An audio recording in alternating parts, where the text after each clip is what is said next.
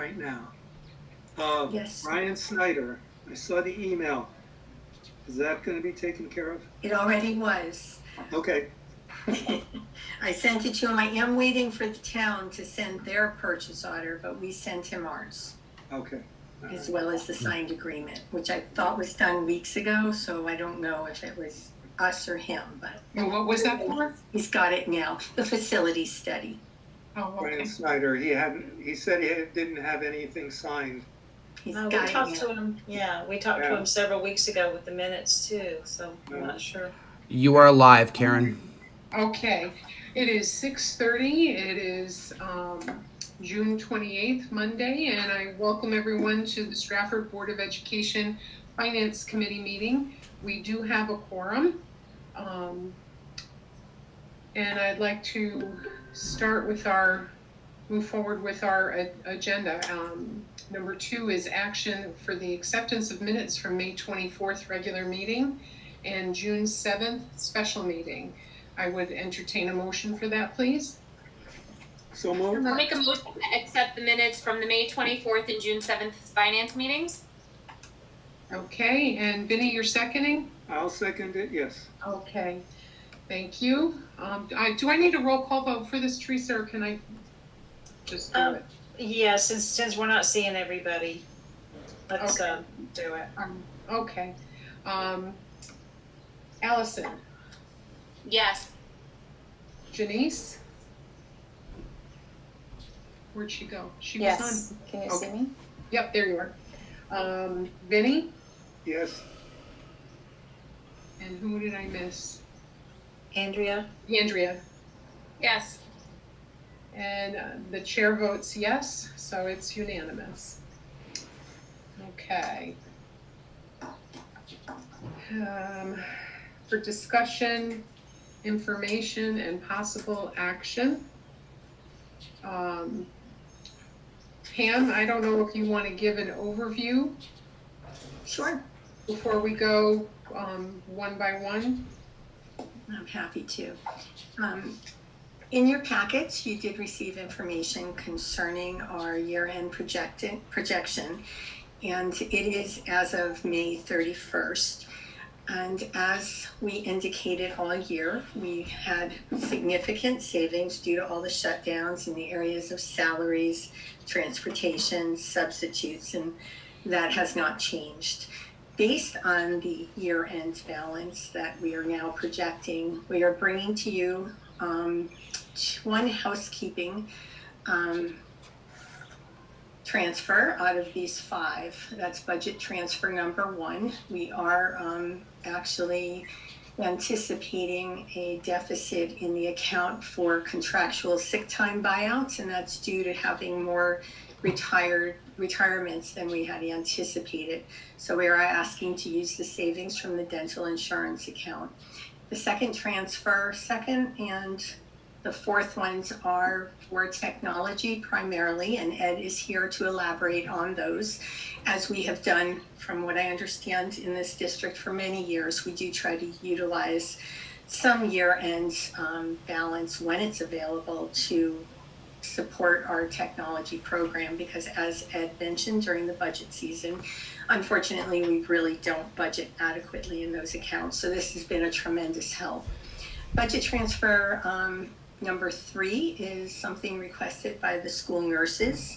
It's as a result of the year that they have gone through and a lot of different issues. So they are hoping to have some additional supplies and some different types of supplies. You did receive the breakdown of what they were asking for. And the last budget transfer is once again to support technology. And again, Ed is here to answer any questions you have on those items. Okay, before I take questions, I have a question. Can any of the items being, with funds being requested in the 3 that you just listed, can any of the ESSER funds be utilized for those? We're already using ESSER funds for technology, quite a bit of it actually. So all of our ESSER 2 technology and our ESSER 2 buckets are already called for. We've already utilized most of that, and the ARP ESSER, we're in the process of putting that together. So I assume you could probably move some of it to that, but we do have a pretty healthy balance for our year end. I think we really should try to support IT with both. And that's our recommendation, which is why we're coming to you with these transfers. And what And I'm about really the not nursing sure. supplies? I'm sorry, I just wanted to comment, some of these we may not be able to use ESSER funds, and Kevin's on as well, but as far as the Microsoft Office, that's an upgrade. I'm not so sure we would be allowed to use ESSER for that. Okay, but what about the nursing supplies? The nursing supplies, possibly. Again, we have so many different buckets for the ARC ESSER that we are trying to utilize our operating as efficiently as possible and hopefully having as much of the ARC ESSER available as possible for everything that we're trying to accomplish over the next. Don't forget that has to be You're breaking up. That's We've the lost ESSER us to cover up the 3 fiscal years. Okay, anybody have any questions? Vinny? Just on that last transfer for computers, and I'm only asking out of information, I don't really have a problem with it, but last month, then we also transferred $200,000 into computers. That's correct, we did. And as I said, Ed is here if he'd like to elaborate on his needs. Sure. So the $200,000 last month was to firmly solidify the middle school one-to-one program. So that was a pretty big improvement. Even though I was very appreciative to get that, I did go to Pam and say, can we do more at the elementary level? So this pot of money would be used to replace Chromebooks at Eli Whitney, Wilcoxon, and Second Hill Lane. All of them, about 6 months ago, we really documented everything out, and we were looking at the end of life of these Chromebooks. And those 3 schools are going to have an end of life within a year. And we don't have any budget money. So the elementary Chromebook budget is only $50,000. So those schools would have gone end of life and wouldn't have had supported Chromebooks. So this particular pot of money, again, is for 3 elementary schools to get their Chromebooks replaced. The lifespan, is it a 3-year on those Chromebooks, or? It's typically 5 years, so it isn't an exact science. You could buy a model and kind of buy it, let's say a year after it was produced, and you might get actually closer to 4.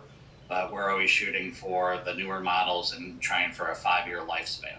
In terms of durability, they definitely last 5 years or even more, but Google doesn't support the Chromebooks. They don't give you updates. And when you say do SBAC testing, you have to have the latest Chrome OS. So they kind of get you in that way. But then again, the cost of a Chromebook is about $250 all in. So it's really pretty economical compared to the past. $50 a year for a device is what it comes down to. Right. Okay, thank you. Sure. Okay, Janice? Thank you, Karen. Ed, could you fill us in on what the end of life is for the Chromebooks in the remaining schools, just so we have an idea of what we're looking at in the future? Sure. Is that something you want me to kind of estimate now, or I can easily share? You don't have that in your computer or I don't have somewhere? it in front of me right at this moment. I can give you some ballparks, like Johnson, for example. We replaced Johnson with the senior Chromebooks from last year, so that's going to have like a 3-year life. Chapel, Lordship, and Nichols, they received the 1,000 Chromebooks that came from the town this year. So those have a good 4 to 5 years left. Middle school and high school, we're all set in terms of being able to last throughout the life of the students that are there. For example, a sophomore in high school, their Chromebook is easily going to last 3 more years. Middle school, as I just stated, they're going to have brand new technology, so they're in the beginning of the 5-year cycle. So I think I hit almost every school. Franklin, okay. If I had, so Franklin can get through this year, but then next year it'll definitely be an issue. Again, we do have $50,000 in the budget. Hopefully that'll continue next year, and definitely Franklin 1 year from now will want to replace Franklin's. And how are you determining which elementary school get the hand-me-down versus which schools get brand new? It's really based on, again, the end of life of the Chromebook. So we've really been scrambling with this purchase and the last purchase and the money from the state. I mean, we're definitely getting on stable grounds. But what I would like to do long term is get a solid number budgeted in, all based on the end of lives at each school. Okay. It's kind of nice that we do end at different times so that you're not buying them all at once. Staggering, yeah, I get it. Karen, so my other question, thank you, Ed, is around what Pam mentioned at the beginning of, her commentary about technology. I would love for either Pam or Ed to elaborate on the planning and budgeting process for that department moving forward.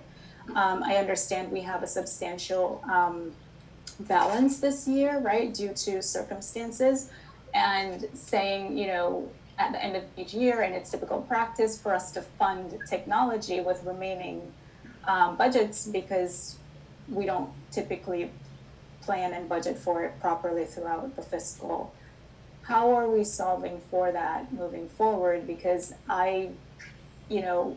seeing these large transfers at the end of the year, I want the community to understand, right, like how we're fixing this, for lack of a better term, so that it doesn't look like we constantly have extra money that we're just putting in that department at the end of each year, to show that we're properly prepared,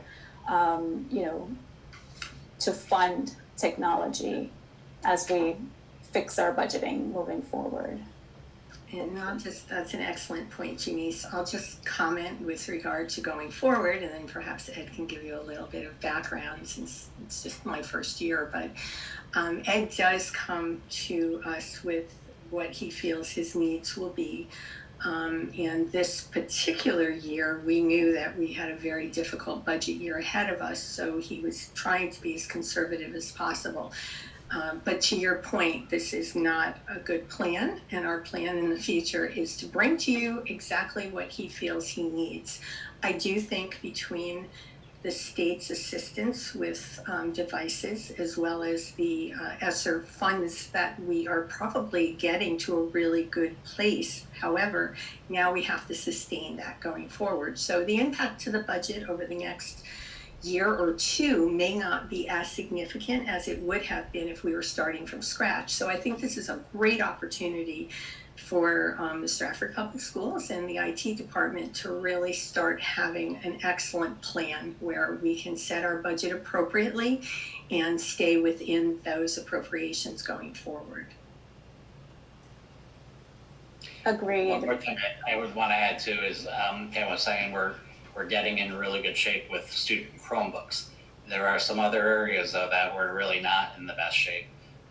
Smart boards is our biggest problem right now. We're waiting patiently for town capital funding to be, it's already been kind of allocated, just the money isn't being freed up. So this has been going on now for a couple of years, and we have trouble there. Also, next year, you're definitely gonna see a request for our network equipment to be upgraded. We're gonna utilize E-rate money to do that, so that it's a substantial savings. But now that we're on solid ground with Chromebooks, and hopefully we'll continue that, we're gonna have to shift a little bit to these other areas. Okay, thank you. I think it's very important because when we're asking for budget from the council, right, like seeing a pattern of constant leftover money, it really doesn't help our case, to get the full funding that we're requesting. So having a solid plan and approach to budgeting for technology moving forward is very important. Thank you. If I could just say one thing, historically, say 5 years ago, we were funded hardware-wise at about the $500,000 level, even more. I don't know if you remember this from my presentation. I know there was a lot of information shared in the budget season. But it was a strategy to try to meet, certain, the amount of money that you had to propose for the budget to keep it low. The strategy was to cut all the technology hardware and then look to the end of the year. So yeah, I certainly do not like this strategy because we're scrambling, as you said. People might think we're not being transparent. If they're not hearing a message like this, they would, I'm sure, definitely feel that way. But yes, let's get back to the model where we have an adequate amount at least every year to fund the hardware part of it. Welcome, Ben. Thank you. Nice to be here. Okay. Do you have any questions? Anybody else have any questions? Vinny? Yeah, thank you. Just about the equipment at Worcester. Now, I took an adult ed course a couple years back just to check out adult ed, but also was an Adobe Illustrator course. And it had been offered by the adult ed people when they were at Stratford High, I believe. And they had Macs that were able to utilize the latest of Adobe software. However, when they started offering the classes at the evening classes at Worcester, the Macs were fairly old, and they were not utilizing the latest Adobe software, which kind of frustrated the teachers and the students. Have those computers been updated? It's interesting. There is an advantage. Some people aren't going to like this statement of having adult ed at the high school because they do have more advanced software. When it shifted to Worcester, that really didn't hit our radar in IT, but we could have done some upgrades there. I think at this point it's a moot point because now it's shifted to Alpha, where I'm pretty sure they're not offering as many courses. I think there's a lab now of 10 or 12 computers. But we certainly could get those computers up to snuff if we were given notice for such a course. Yeah, okay. I mean, because I at one point in my past life run the adult ed program and offered, many courses. So I have a little place in my heart for the adult ed program. Okay, thank you. Sure. Okay. Well, since there's no more questions, do we want to, I would entertain a motion one by one to move each one to the board for approval. Just point of order, I have a quick question, Karen. Can we move them all to the board and then at the board meeting go one by one? Maybe Teresa can best if we have to go one by one at each meeting.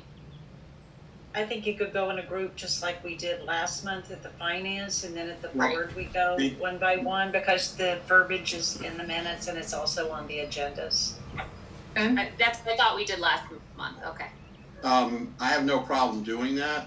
My question would be, is there anybody who wants to object to any one of these transfers before we move them as a group? If not, then move them as a group, but if there's somebody who wants to vote no on one of the transfers, then I think we should take them individually to give the member the opportunity to express his or her concern with that transfer.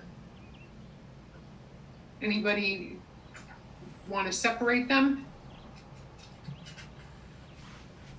Seeing none, Madam Chair, make a motion to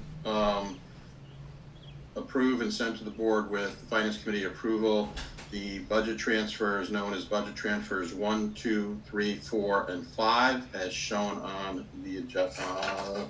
it's A, B, C, D, E. Yeah, A, B, C, D, E. E. Yes. Okay, do I have a second? I'll second. Allison, thank you. Any more discussion on it? Seeing none, okay. Allison, Yes. Janice, Yes. Andrea, Yes. Vinnie, Yes. Ben, Yes. and the chair votes yes. So it's unanimous to move those to the board. Okay. Moving on. Budget summary for this year, the 2021, from Ms. Mangini, the expenditures and encumbrances. We'll start with that. Okay, you did receive the financial status report. And as I indicated at the start of our discussion with regard to the transfers, this does reflect our projected balance as of May 31st. And nothing has changed significantly other than we have now gotten through just about the last of the payrolls, and we have cleaned up some of the encumbrances that we had previously. So it freed up a little bit of additional monies. We have had a better realization of our savings in substitutes. That was always, and it is throughout June as well, always the area where we just can't be certain exactly how much of that we're going to end up using. So as I've reported since probably November and December, again, the main areas that we saw significant savings for this year were due to unfilled positions and salaries, our substitute accounts. There were a lot of unpaid employee leaves, and there were additional savings through overtime accounts. Obviously, we did not have the events going on in the schools that we normally do throughout the school year. And then again, we had savings in the benefit areas for dental claims were a lot lower than normal. And as I explained previously, we are self-funded there, so we see that directly as a savings. We're already seeing that tick up, so I'm sure as we start the new fiscal year, those savings will not be there. Special ed had a lot of changes in tuitions, transportation, and in services over the last few months. And a lot of that was just trying to tighten up services that some of the students receive additional at their outplacements that perhaps the schools themselves weren't very good at billing us in a timely manner. So the SPED office was very aggressive in trying to tighten those numbers. And we did have some additional movement both in and out, which freed up some money. So you will see some differences in those account balances as well. The electricity accounts, again, as I reported for the past 6 or 7 months, we had definitely seen the deficits we projected in both Flood and Stratford High School. But thankfully, we had savings in other schools, again, primarily due to the fact that the schools just weren't being utilized the way they had in the past. So now we're a little more comfortable by the end of May in telling you that, the savings were there, because don't forget our invoices are also like 6 weeks behind. So right now we're really only getting April's invoices, and up until that time, we really didn't know what the winter would hold for natural gas. So our utilities were pretty much on target. There were a couple of areas that I think we had discussed during the development of our fiscal year 22 budget that were a little bit overstated in areas, and we did adjust that for next year. So I think we're in a good spot with that. And the other accounts, textbooks, supplies, I am still expecting those to be basically spent down, as well as dues and fees. So that's where we're at the moment. Okay. Anybody have any questions for Pam? Seeing none, we'll move on to the grants update. Mr. Clemmy? Good evening. So if you take a look at the grant report, it looks pretty much as it has before, except that we added the right-hand column with the expiration dates on the grants. There's not anything major to report in the changes on those grants. We're moving forward to have everything spent by June 30th that needs to be spent. What you see there is as of May 31st, so we've continued to take care of things as we went. So rather than focus on that, there are 4 things not in the report that I want to talk to you about briefly. One, it didn't happen till early June, so it didn't make the report, but our ESSER 2 grant has been approved. Almost identical to what we submitted, very close. 2, our special education program received a stipend. They're not calling it a grant for some reason, They seem to be avoiding terms like that. We received a special education stipend of $20,000, and that's being allocated to evaluations and iPads for conducting those evaluations, so we can get caught up with the higher number of students that we have who need special education services. Third, we had again, they're trying to avoid the word grant for some reason at the state, we had a funding stream given to us for our FRC with Stratford's Parents Place, our Family Resource Center, to run a summer program. They've got $50,000 to run a summer program for students who are about to enter kindergarten who had no preschool experience, so that they get some time, a few weeks, 4 weeks in the classroom or classroom environment before they actually enter kindergarten. And fourth, this is a grant, we have a grant, the Title III Immigrant Grant. It is not on your grant sheet because we got it toward the end of the year, and because of the timing, we're not going to start working on it until next fall. So it'll be $12,000 when we start working on it. It's going to be used to launch the Latinos in Action program at both high schools. Okay. And then finally, there is some money coming down the pike that we know about. We're going to get rounding $70,000 to support our preschool program. We've had that allocation confirmed, but the payments won't start until July or early August, so most of that will go into next fiscal year. So I haven't put that on the grant sheet for this year either. That also came in June besides. So lots of things still happening, and we're spending down the previous year's money, and if anybody's got questions, I'm happy to take them. Okay, does anybody have any questions for Mr. Clemming? I have a quick question, Karen. Could you elaborate on the preschool funding that you mentioned? What exactly is it for? Is it a replacement of something we previously had? Just any detail you can share. Thank you. So it's not a replacement or anything. I suspect it's COVID, it's from the state, so I suspect it has a COVID funding origin through the governor's office. But the Office of Early Childhood made these funds available to family resource centers throughout the state to apply for to run a preschool program for students who didn't have any preschool. And so we put the application in. It wasn't a very detailed application.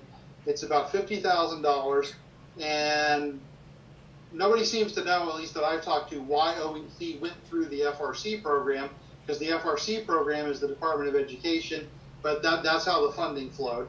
It's being used. We're going to have 2 classrooms at SOTO, run by our Stratford Parents Place staff, and then staffed by kindergarten or teachers and some tutors. And 4 weeks of reading and basic math and social skills, and getting kids ready to go into kindergarten. Thank you. Anyone else have any questions? Okay, thank you, Mr. Clay. Seeing none, we'll move on to special ed report. Hi, everybody. Let me know if Hi. you can't hear me. I am in the White Mountains, and let's just say service is okay here. Thank you, Ed, for my little hotspot while I'm here.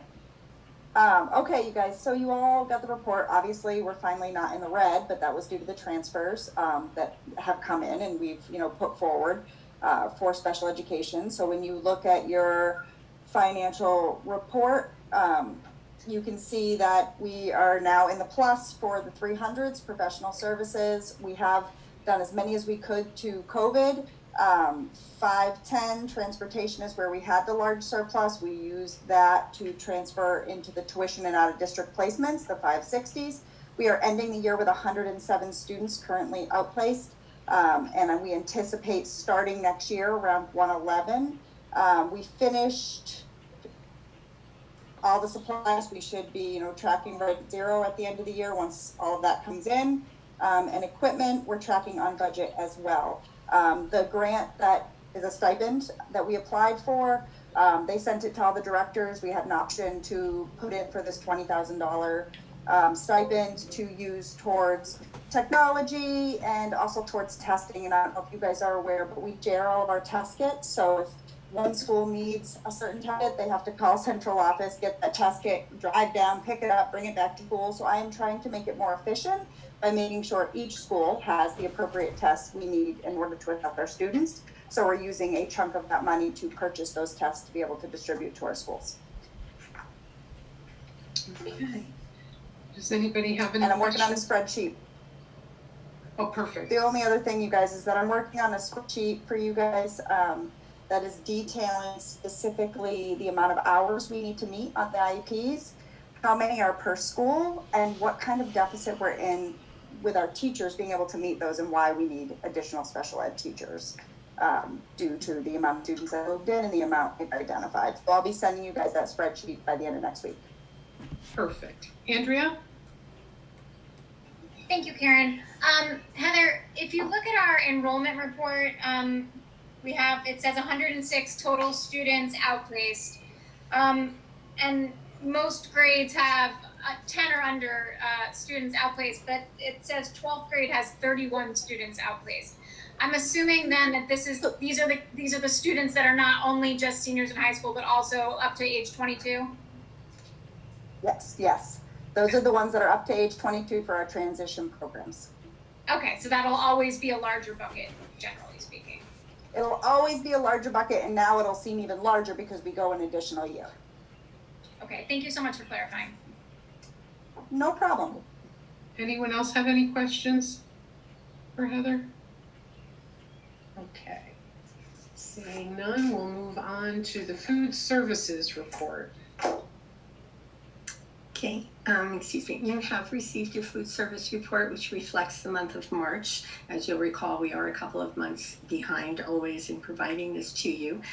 The deficit year to date at that point was approximately $1.6 million. We started the year with a significant deficit, and with all the shutdowns, it continued. We have worked very closely with Sodexo to minimize and mitigate the issues. They laid off a tremendous number of staff from October and continued to, as we stayed on top of them through December and January and February. This amount, of course, is just a point in time. We do always have our subsidies that will be coming back to us, and the state and the federal government were a little slow this year in getting those dollars back to us. In addition, as you may recall, we did go to a per meal fee structure ever since the shutdown, and that did save us money last fiscal year, and it's saving us a little over $80,000 in this fiscal year. So we keep trying to improve it, improve the situation. It is not pretty, but we have seen an improvement since students have returned to 5 days a week. So we are really hopeful that these problems with the pandemic and the shutdowns and just simply not having the serving days available to the program are not going to be ongoing as we go into the new school year. And that's just me being incredibly optimistic through this pandemic. But I'm happy to try to answer any questions you might have. Okay, Andrea? Thank you, Karen. I have to admit, and my apologies in advance, I do not understand where this deficit comes from, especially considering that all meals were free this year, right? So So talk to me like I'm 3 years old. I really don't understand this. And quickly, if we can.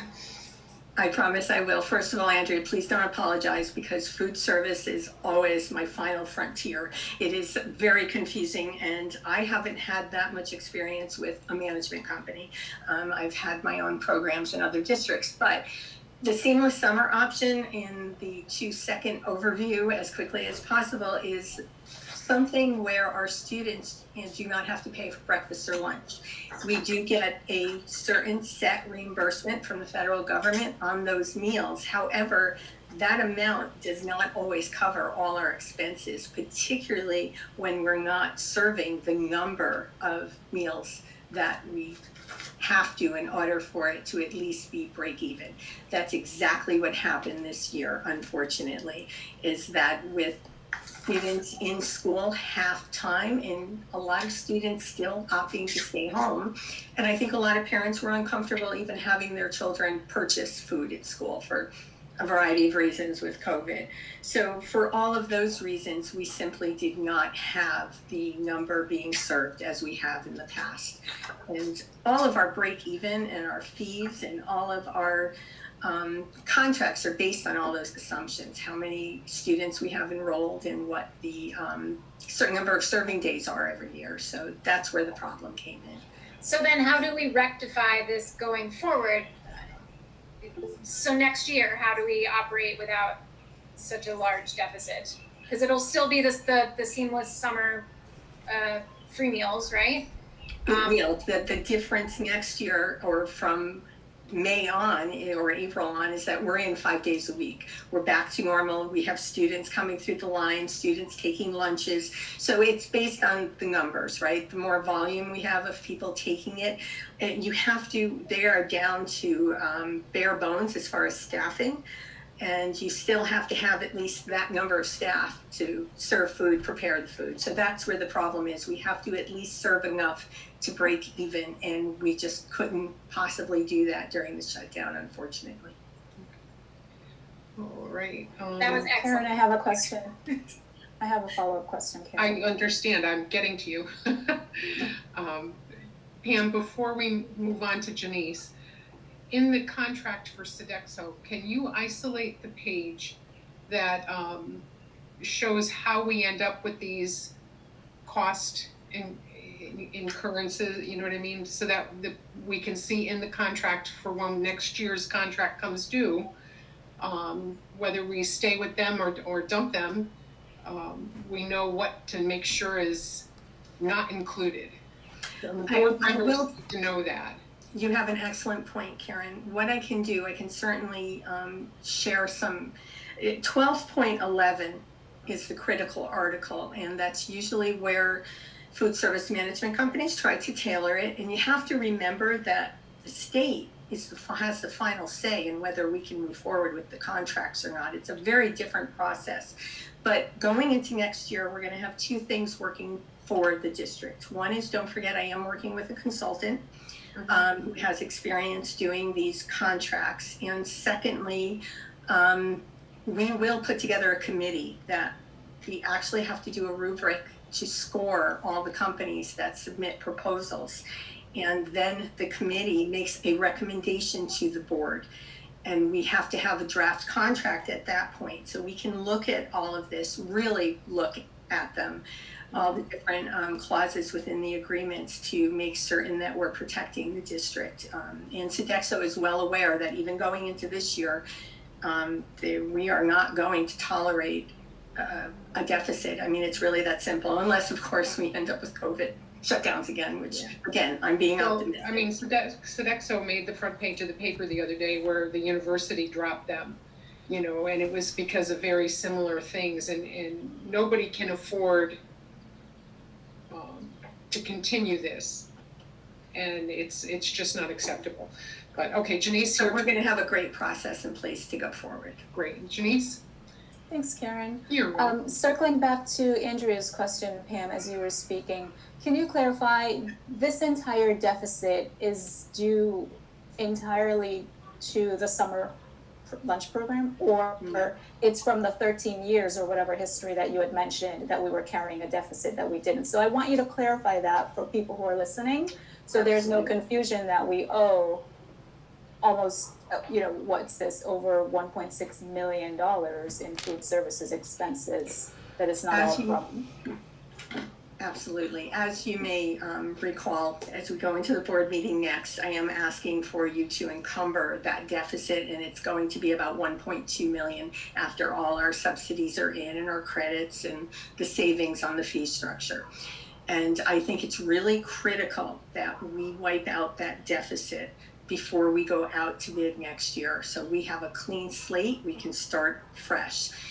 There's two parts of that current deficit. You have been carrying a deficit for at least a dozen years. It was even in the most recent financial controls audit. And that, I believe, ended around $800 $100,000 prior to the pandemic, and then you paid down a little bit of it before I even got here. And from this year forward, I would say that at least $600,000 to $700,000 of that deficit was added as a result of the shutdowns in the pandemic. So it is a combination. And as I said, I really do think that Sodexo has tried to be a good partner when it's come to, all the challenges that everyone has faced through this, but we need to have a program that runs a lot better going forward, and there's no question about that. So we don't know exactly what caused that deficit for over 10 years of building. We don't really know what led to that. It would take a lot to go back to figure it out, but I can tell you a quick review. There was the Hungry Kids Act that came about around 2010. I think that added to it a little bit. And there was another that just slipped my mind, another portion that added to it, and it was the community eligibility provision program that the board is going to decide whether or not it wants to continue with, where you had 6 elementary schools where families didn't have to pay for the lunches. And I think you were led to believe that was going to be a break even, and it did end up costing the district a couple of $100,000, which was added to the deficit. Thank you. All right, we need to move on quickly. We've got about 4 more minutes. Any status update for the budget for 2021 and 2022, Pam? Just quickly, it's been approved by the town, it's been approved by the board. You did receive your booklets, and I would just like to thank Susan Nicholson and Susan Hughes for doing a tremendous job in putting them together. And that information is all on the website for the public. Okay, and any enrollment update? I believe the enrollment report was in your packets, and there really is not anything new that's really significant. However, I would say that we are monitoring it very closely for next school year, and we do it probably once to twice a week right now. Okay, thank you so much. Any other business? Vinny?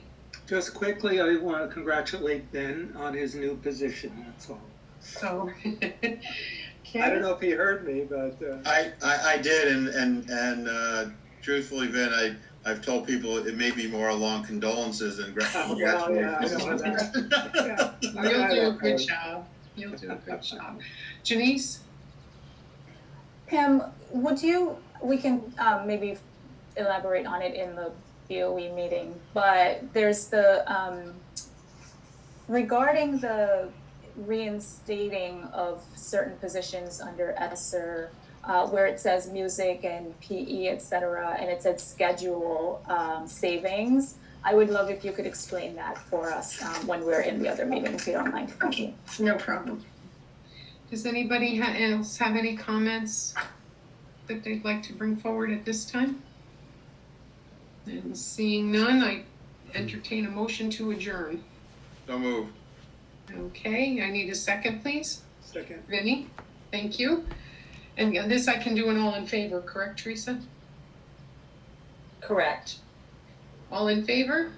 Aye. Aye. Any opposed? And no abstentions. See you in the other meeting. Have a good night, all. Good night. Thank you, Ben. You're Thanks, welcome. Kevin and Heather and Drew, everybody. Linda. See you soon.